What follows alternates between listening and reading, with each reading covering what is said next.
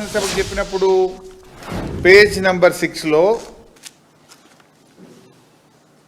Reduction of technical minimum of thermal power stations from current 60% capacity to 40% by year 2026.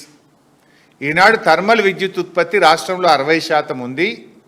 2026 నాటికి 40% తగ్గించుకుంటాము అని మీ కాంగ్రెస్ ప్రభుత్వం, మీరు బట్టి విక్రమార్క గారే ఇది అసెంబ్లీలో పెట్టిన డాక్యుమెంట్.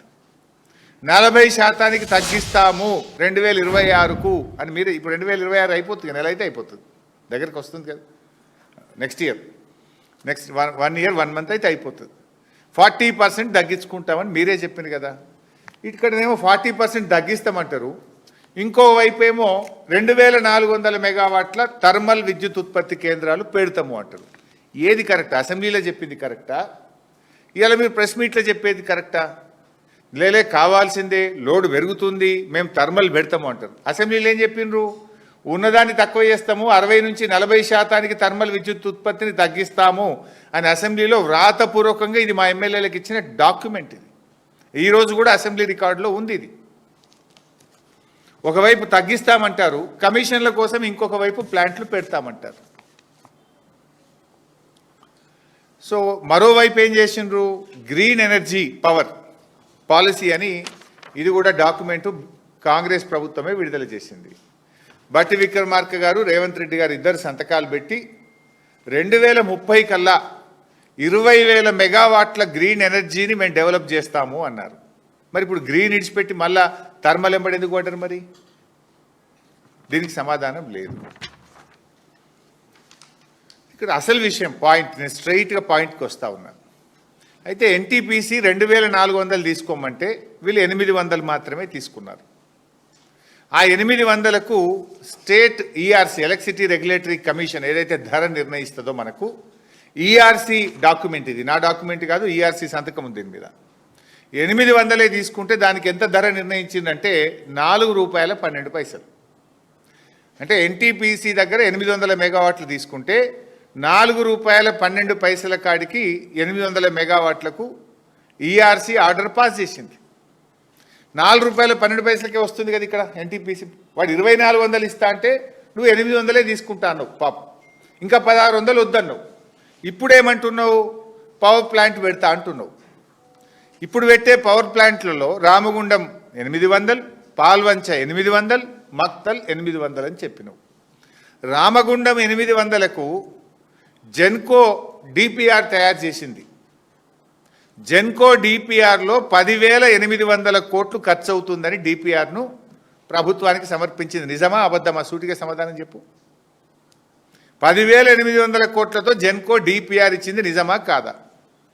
800 మెగావాట్లకు 10,800 కోట్లంటే 1 మెగావాట్కు 13,62,00,000 రూపాయలు ఖర్చు అవుతుంది. ఇది స్టార్టింగ్, అయిపోయే వరకు అది 16-17 కోట్లు అవుతుంది. 13,62,00,000 రూపాయలు 1 మెగావాట్కు ఖర్చు అవుతుంది.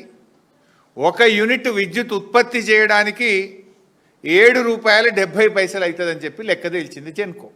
₹7.70 పర్ యూనిట్. మరి 10,880 కోట్లు కాస్త ఏమవుతుంది? పూర్తయ్యే వరకు 15,000 కోట్లు అవుతుంది. ఈ 15,000 కోట్లలో 25% జెన్కో రాష్ట్ర ప్రభుత్వం డబ్బులు పెట్టాలి, 75% అప్పులు తేవాలి. 15,000 కోట్లు ఒక రామగుండంకు, ఇంకో 15,000 పాల్వంచకు, ఇంకో 15,000 మక్తల్కు, 45,000 అవుతుందా? నేనేమంటున్నా, అరే రూపాయి పెట్టుబడి లేదు, రూపాయి అప్పు అవసరం లేదు, మిత్తి మీద పడేది లేదు, వాళ్ళు కట్నీళ్ళు పెట్టిపోయోలే 2,400 మెగావాట్ల కరెంటు మన తెలంగాణలోనే పెట్టి మనకు సప్లై చేస్తామంటే ఎందుకు వద్దన్నావు? అయినా వాళ్ళు చెప్పిన ధర ఎంత? ₹4.12. నువ్వు మీ రాష్ట్ర ప్రభుత్వము జెన్కో రామగుండంలో భూమి ఉన్నది, అన్నీ ఉన్నాక కూడా ఎంతకు తయారైద్ది అన్నాడు? 1 యూనిటు ₹7.70. అంటే దాదాపు ₹3 ఎక్కువ 1 యూనిట్కు, ఇంకా ₹3.40 ఎక్కువ. సరే ₹3 అనుకో, 7.70 వర్సెస్ 4.12. 4.12కి ఎన్టీపీసీ ఇచ్చింది, నువ్వు తీసుకున్నావు 800, ఇంకా 1600 నువ్వు వద్దన్నావు. ఆ 1600 వాళ్ళని వద్దని నువ్వు సొంతం పెడతా అంటున్నావు. ఎందుకు? కమిషన్ల కోసం. సంతం పెడితే ఎంతకు తయారవుతుంది కరెంటు? ₹7.70 తయారవుతుంది. అంటే ఒక యూనిట్ మీద ₹3 అదనంగా విద్యుత్ ఉత్పత్తికి ఖర్చు అవుతుంది మీరు పెడితే. ఒక రోజుకు 3 కోట్ల యూనిట్ల విద్యుత్ ఉత్పత్తి 800 మెగావాట్లు అంటే దట్ ఈజ్ ఈక్వలెంట్ టు 3 కోట్ల యూనిట్ల కరెంటు. 3 కోట్లు ఇంటూ ₹3 అంటే ఎంత? 9 కోట్లు. అంటే రోజుకు అదనంగా ఎన్టీపీసీ నుంచి కరెంటు వాళ్ళు ఇస్తమానంగా తీసుకోకుండా నువ్వు రామగుండంలో ప్లాంటు పెట్టి నువ్వు ఉత్పత్తి చేస్తే రోజుకు ₹9 కోట్ల ఈ రాష్ట్ర ప్రజల మీద భారం పడుతుంది. నీ జేబులోకి వెళ్ళి పెట్టవు కదా, ఆ బిల్లు ఎవరికి వేస్తావు? ఆ కరెంటు బిల్లు ప్రజల మీద వేస్తావు. రోజుకు 9 కోట్లు. సరే, సంవత్సరానికి ఎంత అవుతుంది 9 కోట్లు అంటే?